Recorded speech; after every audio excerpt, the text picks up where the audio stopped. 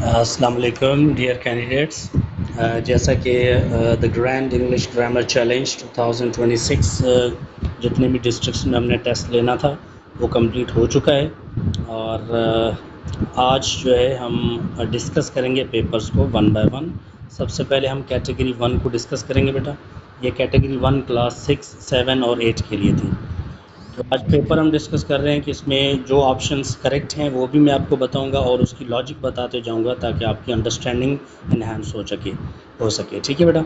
अब इसमें पहला जो क्वेश्चन है that is she spoke quite softly. The underline word is, options आपके सामने, adjective, adverb, pronoun, none of this. अब इसमें जो सही ऑप्शन है वो है बेटा आपका एडवर्ब। अब एडवर्ब का जो लफ्ज़ी मतलब होता है, इसकी डेफिनेशन जो है बेटा वो ये है कि एडवर्ब मॉडिफाई करता है। मॉडिफाई के लफ्ज़ी माने हैं कि किसी वर्ड की माने में इजाफा करना। जैसे किसकी वर्ड की माने में इजाफा करता है, वो किसी वर्ब की माने में इजाफा करता है, या एडजेक्टिव की माने में, या किसी और एडवर्ब की माने में इजाफा करता है। अब अंडरस्टैंड करें कैसे बेटा। अगर हम क्वाइट को इस वक्त निकाल लेते हैं जुमले से, बच जाता है शी स्पोक सॉफ्टली। अब वो जो है वो नरमी से उसने नरमी से बात की। ठीक है। अब हम कैसे उसने बात की, नरमी से। अब इसकी माने में क्या है, हम इजाफा कर रहे हैं, बहुत ज़्यादा नरमी से बात की। एक था सॉफ्टली, ये खुद एडवर्ब है। अब एक एडवर्ब दूसरे एडवर्ब को क्या कर रहा है बेटा, मॉडिफाई कर रहा है, यानी उसकी माने में इजाफा कर रहा है। तो इस वजह से ये इस जुमले में क्वाइट जो है वो आपका एडवर्ब कहलाएगा। ठीक है। एक और एग्जाम्पल मैं दे देता हूँ अंडरस्टैंडिंग के लिए बेटा। जैसे कि एक जुमला है आई एम हैप्पी। ठीक है, आई एम हैप्पी। अब हैप्पी आपका एडजेक्टिव है। अब एडजेक्टिव को कैसे मॉडिफाई करेगा, आई एम वेरी हैप्पी। अब मैं ज़्यादा खुश हूँ। तो ये जो वर्ड वेरी का ऐड किया हमने, वो किस वर्ड की माने में इजाफा कर रहा है, हैप्पी की माने में। पहले उसने कहा मैं खुश हूँ, अब कितना, बहुत ज़्यादा खुश हूँ। तो ये आपका इधर वेरी का वर्ड क्या हो जाता है, आज एडवर्ब हो जाता है। ठीक है। तो इस तरह से आपका क्वाइट एडवर्ब है। Number 2, which word is an abstract noun. You know what is an abstract noun बेटा। एब्स्ट्रैक्ट नाउन वो होता है जिसको आप ना देख सकते हो ना उसको छू सकते हो, सिर्फ वो आप महसूस करते हैं। तो बहुत आसान ऑप्शंस है बेटा, garden, chair, honesty and river. तो इसमें ऑनेस्टी का जो वर्ड है सी ऑप्शन वो आपका करेक्ट है। Number 3, I do my work my self. तो ये जो अंडरलाइन वर्ड है बेटा वो कौन सा प्रोनाउन है, जो माई सेल्फ है वो आपका बेटा रिफ्लेक्सिव प्रोनाउन है, यानी अपना जो सब्जेक्ट है वो एक्शन अपना रिटर्न कर रहा है उसकी तरफ। ठीक है। तो मैंने अपना काम खुद किया, तो ये माई सेल्फ आपका इधर क्या हो जाएगा बेटा, रिफ्लेक्सिव। अब कुछ बच्चे ये सवाल कर सकते हैं सर आपने हमें पढ़ाया है या कहीं हमने पढ़ा है कि माई सेल्फ जो वर्ड है वो आपका एम्फेटिक प्रोनाउन भी हो सकता है। तो फिर इसमें फिर एम्फेटिक ऑप्शन भी है। तो कोई अगर एम्फेटिक का ऑप्शन टिक करे तो फिर वो कैसे सही होगा या गलत है। ठीक है। तो अब ये डिफरेंस बेटा अंडरस्टैंड कर लें कि एम्फेटिक प्रोनाउन माई सेल्फ तब होगा जब वो डायरेक्टली सब्जेक्ट के साथ इस्तेमाल किया जाए। कि अगर जुमला इस तरह से होता I myself do my work, तो फिर माई सेल्फ आपका एम्फेटिक हो जाता, क्योंकि वो सब्जेक्ट को क्या कर रहा है, एम्फसाइज कर रहा है। लेकिन इधर एम्फसाइज नहीं कर रहा, इस वजह से एंड पे जब लगता है तो वो आपका रिफ्लेक्सिव हो जाता है। Okay. Number 4, which word functions as both as a noun and a verb. अब इसमें बेटा 4 ऑप्शन हैं, उसमें से देखें कौन सा वर्ड ऐसा है जो जुमले में एज अ वर्ब भी इस्तेमाल हो सकता है और एज अ नाउन भी इस्तेमाल हो सकता है। ठीक है। अब इसमें ए ऑप्शन है वॉक, बी में है ब्यूटीफुल एंड सी में है because, D none of this. अब ब्यूटीफुल तो आपको पता है एडजेक्टिव है, इसका नाउन बनता है ब्यूटी, तो ये वर्ड तो हो नहीं सकता। बिकॉज आपका कंजंक्शन है, ये तो इसमें नाउन और वर्ब दोनों में नहीं आता। और वॉक का जो वर्ड है बेटा, ये वॉक आप एज अ वर्ब भी इस्तेमाल करते हैं, he is walking on the road. अब इसमें वॉक का वर्ड एज अ वर्ब है। ठीक है। He has been on, he is going on walk. अब इधर जो वर्ड है वॉक आपका, वो एक नाउन की तरह पे इस्तेमाल किया गया है। ठीक है। तो वहाँ पे एक्शन नहीं बता रहा, वो हमने सिर्फ बताया कि वॉक के लिए गया है। ठीक है। वॉक कर नहीं रहा, वॉक के लिए गया हुआ है। ठीक है। तो ये डिफरेंस था इसमें। तो वॉक आपका इसमें 5 चौथे में बेटा ऑप्शन करेक्ट है। नंबर 5, इस नंबर 5 को बेटा गौर से सुनिएगा। Dash mount Everest is dash highest peak in dash world. अब इसमें आपने द आर्टिकल को इस्तेमाल करना है। ठीक है। अब ऑप्शंस हैं बेटा, ए में द, यानी इसका मतलब पहले ऑप्शन में द लगेगा, फिर दोबारा द लिखा है, इसका मतलब दूसरे में भी द लगना है, तीसरे में डैश है, डॉट है, इसका मतलब तीसरे में कुछ नहीं लगेगा। इसी तरह से आगे वाले ऑप्शंस हैं। तो इसमें जो करेक्ट ऑप्शन है बेटा वो आपका सी ऑप्शन है, यानी पहले माउंट एवरेस्ट के साथ कुछ भी नहीं लगेगा, कोई आर्टिकल नहीं लगेगा, और सेकंड आपके पास सुपरलेटिव डिग्री है तो द लगना है, और वर्ल्ड आपका क्या है बेटा, प्रॉपर नाउन है, यूनिक है, इस वजह से द लगेगा। अब इसमें भी कुछ बच्चे सवाल कर सकते हैं कि सर हमने ये पढ़ा है कि माउंट एवरेस्ट जो है वो एक प्रॉपर नाउन है, यूनिक है, क्योंकि दुनिया में यूनिवर्स में माउंट एवरेस्ट तो एक ही है। तो ग्रामर के पॉइंट ऑफ व्यू से कि अगर कोई भी चीज़ यूनिक हो तो उसके साथ तो हम द इस्तेमाल करते हैं, डेफिनेट आर्टिकल इस्तेमाल होता है। जैसे सन है तो द सन होता है, मून है तो द मून होता है, अर्थ है तो दी अर्थ होता है। तो इधर क्यों नहीं लग रहा? ठीक है, इसकी लॉजिक बेटा अंडरस्टैंड करें। इसकी लॉजिक ये हर किसी को पता भी नहीं होता, और ये जो कॉम्पिटिटिव एग्जाम्स होते हैं वहाँ पे फिर हम अपनी इंग्लिश झाड़ कर आ जाते हैं, और फिर पता चलता है कि हम तो फेल हो गए। 99% CSS के बच्चे फेल हो जाते हैं इन्हीं वजह से। अब बेटा माउंट एवरेस्ट जो है ना वो आपका माउंटेनियस रेंज नहीं है। अगर आपने पाकिस्तान स्टडीज़ या SS पढ़ा होगा ना, 7वीं 8वीं के बच्चे हैं तो आपने SS ज़रूर पढ़ा होगा। तो SS में ये है कि एक होता है सिलसिला, ठीक है, पहाड़ों का कोई एक सिलसिला होता है, यानी नाम तो एक पहाड़ का होता है लेकिन उसके साथ साथ बहुत सारे और भी पहाड़ होते हैं जो उसी नाम में इंक्लूडेड होते हैं। तो अगर आपके पास माउंटेनियस रेंज है तो वहाँ पे द लगेगा, जैसे हिमालय द हिमालय होता है, द हिमालय होता है, ठीक है। लेकिन माउंट एवरेस्ट एक ऐसा माउंटेन है बेटा जो जो जो माउंटेनियस रेंज नहीं है, इसमें कुछ और सिलसिले नहीं है, तो इस वजह से इसके साथ कभी भी द इस्तेमाल नहीं होगा। क्लियर? नंबर 6 है the comparative and superlative degrees for word well. अब आपको पता है बेटा जैसे वर्ड हम गुड पढ़ते हैं, गुड माने अच्छा, तो वेल की माने भी बेहतर अच्छा ही होता है, ठीक है। तो इसमें ए ऑप्शन वर्ड्स और वर्स्ट गलत है, बी में हमने बेटर ऑप्शन सही है लेकिन वर्स्ट इसके साथ है तो वो गलत हो गया, तो बी ऑप्शन गलत हो जाएगा। सी में हमने दूसरा ऑप्शन बेस्ट सही लिखा है लेकिन पहला ऑप्शन गलत लिखा है तो ये भी गलत हो गया, तो कोई ऑप्शन आपको सही नहीं मिल रहा है इधर, तो आप डी ऑप्शन टिक करेंगे, नन ऑफ दिस। नंबर 7 है बेटा ही डाइड डैश कॉलरा। ये बेसिक प्रेपोजिशंस होते हैं, ये आपके एग्जाम्स में आते रहते हैं। तो ही डाइड, जब भी वर्ड डाइड आता है बेटा वहाँ पे दो तरह के प्रेपोजिशन इस्तेमाल किए जाते हैं, एक तो होता है फॉर और दूसरा होता है ऑफ। जब कोई भी डिजीज़ हो, जैसे cholera is a name of a disease, यानी कोई रीज़न कोई और है, यानी बीमारी है रीज़न, तो वहाँ पे डाई के साथ ऑफ लगता है। लेकिन अगर जुमला ऐसे होता है he died dash his country, यानी वो अपने मुल्क के लिए, अपने वतन के लिए जो है उसने जान कुर्बान की, तो वहाँ पे होगा डाइड फॉर। क्यों? क्योंकि वहाँ पे हम खुद जो है ना वो वॉलंटरली अपनी जान जो है वो अपना नजराना जो है जान का पेश कर रहे होते हैं। लेकिन इधर कॉलरा ने जो है वो अटैक किया, तो जब बीमारी का नाम आ जाएगा तो फिर डाई के साथ ऑफ इस्तेमाल होता है, तो सी ऑप्शन सही है। नंबर 8 है बेटा, बड़ा बेसिक है, he is dash honest person. आपने बिल्कुल पढ़े होंगे आर्टिकल्स, ठीक है। तो A N and the, N आपने पढ़ा होगा कि एक तो वो पहले हम बचपन में पढ़ते थे कि ए जो है एन जो है वो लगता है वॉवेल लेटर्स के साथ, लेकिन नहीं, अभी मॉडर्न लैंग्वेज जो कहती है वो वॉवेल साउंड के साथ लगता है। तो ऑनेस्ट का जो पहला लेटर है बेटा वो भले कॉन्सोनेंट लेटर है लेकिन ये वॉवेल साउंड दिखा रहा है, अलिफ की आवाज़ दे रहा है, इस वजह से ऑनेस्ट के साथ एन लगना है, तो आपका बी ऑप्शन करेक्ट है। नंबर 9 बेटा, this is dash pen which I bought yesterday. अब जनरली देखें तो पेन आपका कॉमन नाउन है, तो कॉमन नाउन के साथ कभी भी हम द इस्तेमाल नहीं करते, लेकिन इस जुमले में आपका पेन कॉमन नहीं है, प्रॉपर है। क्यों? क्योंकि हमने इसके बारे में कुछ इन्फॉर्मेशन प्रोवाइड की है कि विच आई बॉट येस्टरडे, ये वो पेन है जो मैंने कल ख़रीदा, तो आप उसको पर्टिकुलराइज कर रहे हैं। वैसे तो बहुत सारी लाखों पेन हैं, ठीक है, लेकिन आप उस पेन की बात कर रहे हैं जो आपने कल ख़रीदी है, तो वो पर्टिकुलर है। तो जब पर्टिकुलर पेन हो जाएगा तो वहाँ पे द लगेगा, तो इसमें 9th में आपका सही ऑप्शन जो है बेटा वो सी है, द। नंबर 10 बेटा, my uncle lives in dash America. अब इसमें America is a name of a country, याद रख लें बेटा, रूल है कि किसी भी कंट्री के नाम के साथ द इस्तेमाल नहीं होता, तो इस वजह से इसमें नन ऑफ दीज का ऑप्शन आएगा। ये जो बेटा आर्टिकल का टॉपिक है, जैसे आपकी लेवल बढ़ती जाएगी तो आप और भी बहुत सारे पॉइंट्स सीखेंगे।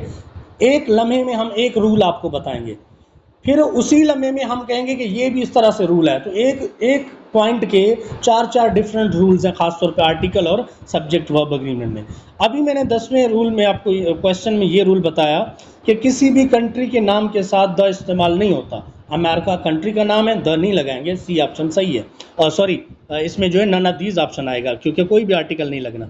लेकिन 11वें में देखें, his brother lives in dash USA. अब यूएसए किसको कहते हैं पता है आपको? अमेरिका को कहते हैं, कंट्री का नाम है। लेकिन इसमें आपका सी ऑप्शन जो है द लगेगा। अब आप कहेंगे सर ने पहले सवाल में तो कहा मुल्क के साथ नहीं लग रहा, अभी दोबारा सर द खुद कह रहे हैं। तो डिफरेंस क्या है बेटा? डिफरेंस ये है कि आपका अमेरिका का वर्ड जो मुल्क है वो एब्रीविएशन में लिखा हुआ है। तो आर्टिकल में रूल आता है कि इसमें कि अगर आपके पास कोई भी ऐसा मुल्क है जो बेटा एब्रीविएशन में लिखा जा रहा है तो उसके साथ आप डेफिनेट आर्टिकल द इस्तेमाल ज़रूर करेंगे। इसके साथ और भी एग्जांपल्स हैं जैसे KSA kingdom of Saudi Arabia, UAE United Arab Emirates, UK United kingdom, तो इनके साथ भी आप द यूज़ कर सकते हैं, आई मीन करेंगे।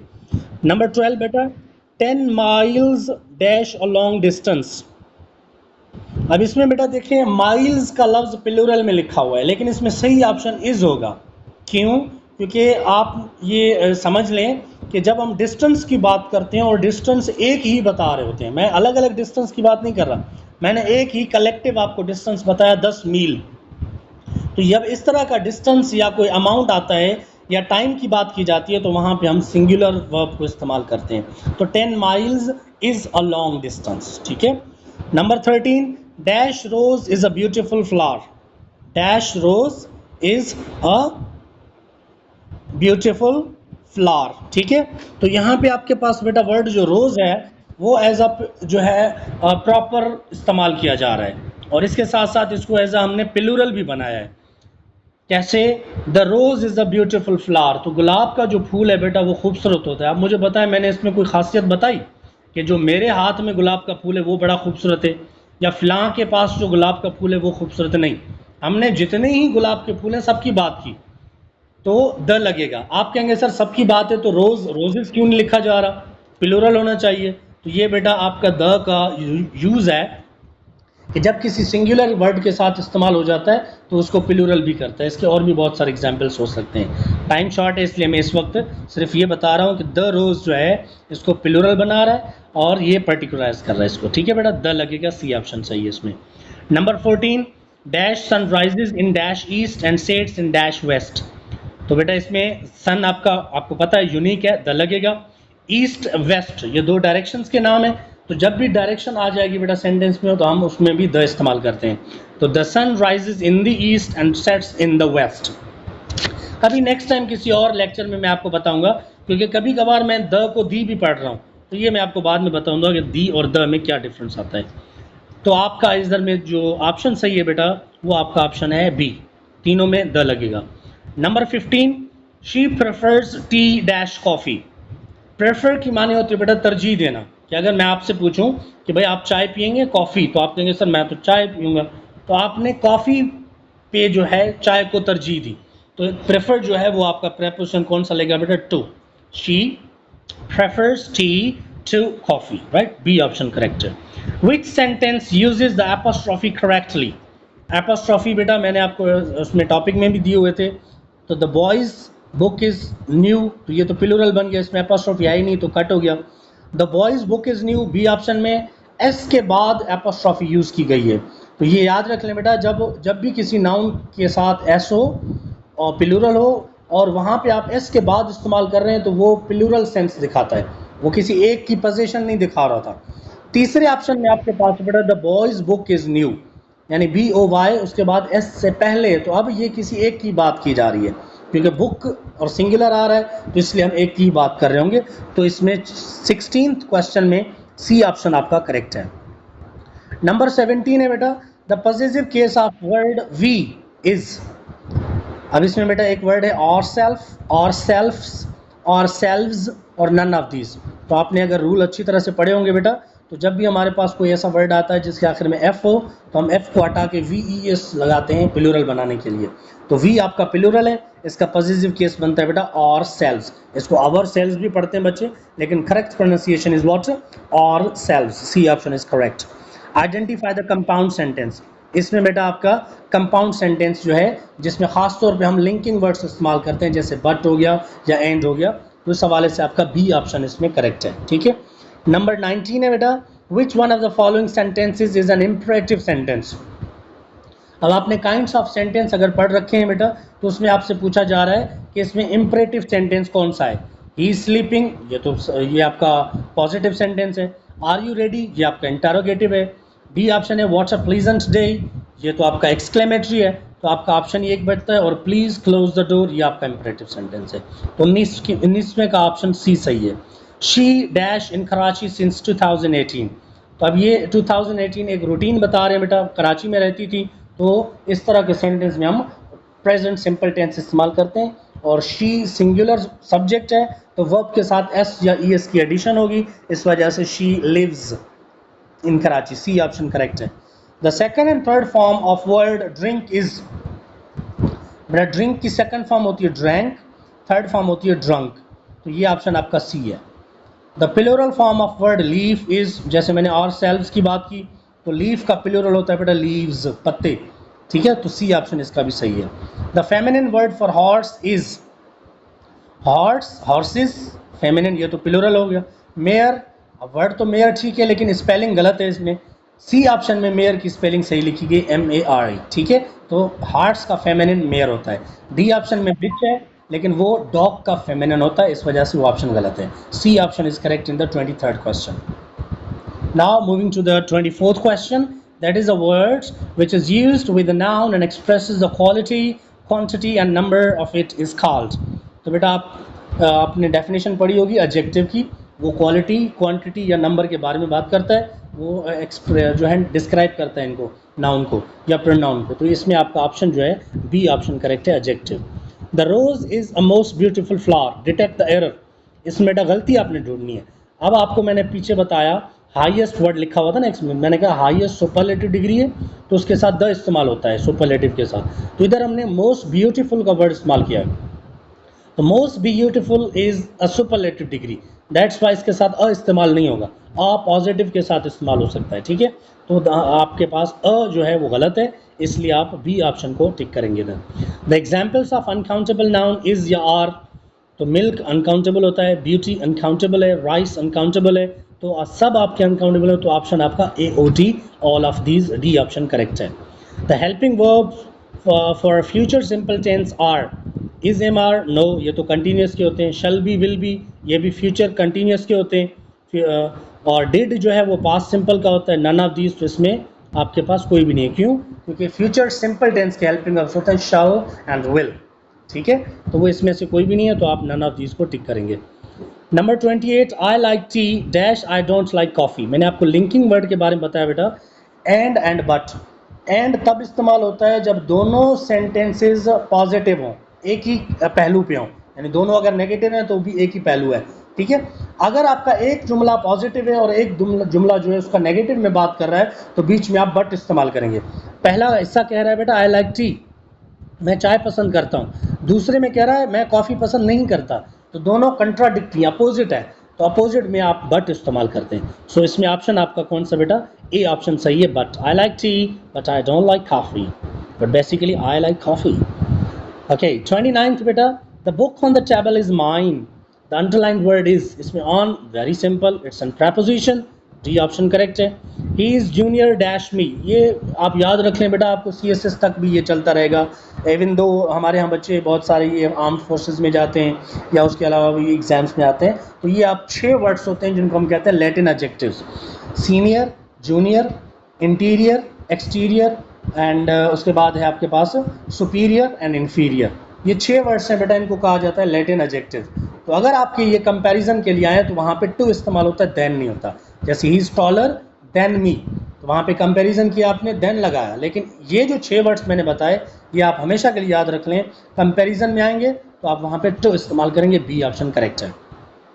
31 बेटा, the comparative and superlative degrees for word happy, आपको पता है कि हम रूल्स पढ़ते हैं जब डिग्रीज़ के बेटा, जब भी किसी एडजेक्टिव के आखिर में वाई आ जाए तो आप वाई को रिमूव करते हैं और रिप्लेस करते हैं IES के साथ, IEST सुपरलेटिव में और IER कंपैरेटिव में।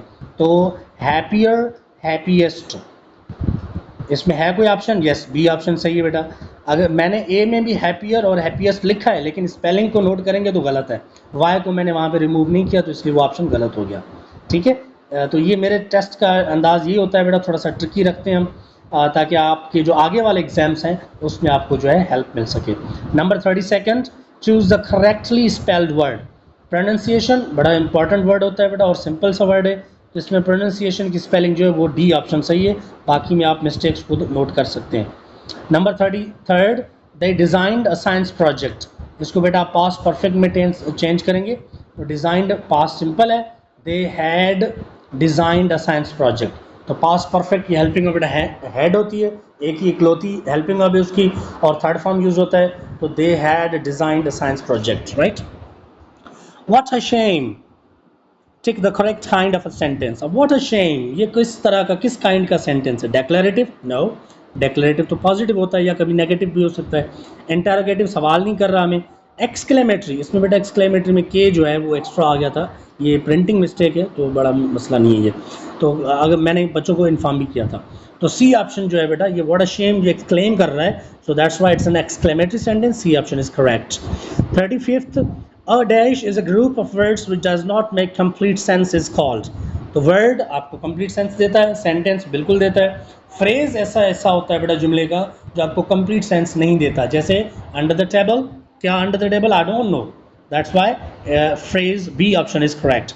सेकंड और थर्ड फॉर्म बेटा लिखने थे आपको बड़े आसान, छठी क्लास के लिए बिल्कुल सिंपल थे, आप 8वीं में हैं तो फिर तो कोई मसला नहीं था, मैं सिर्फ पढ़ते जाता हूँ। Go, went, gone, write, wrote, written, see, saw, seen, cut, cut, cut. इसमें क्या होता है, कट की सेकंड और थर्ड फॉर्म सेम रहती है बेटा। Buy, bought, bought, BOUGHT, second और थर्ड फॉर्म सेम है।